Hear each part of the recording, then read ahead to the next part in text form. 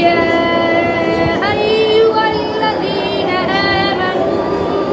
إذا نودي للصلاة من يوم الجمعة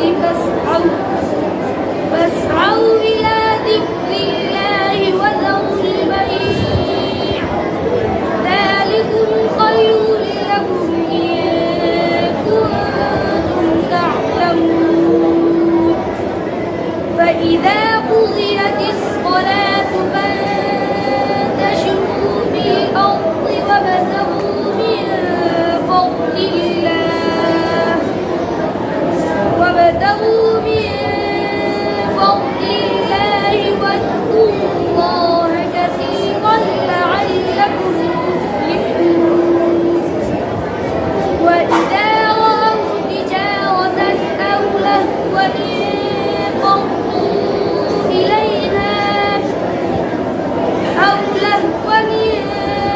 انفضوا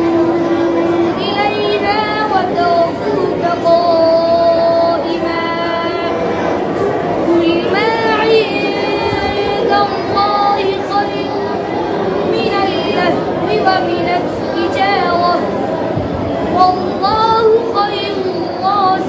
الرازقين صدق الله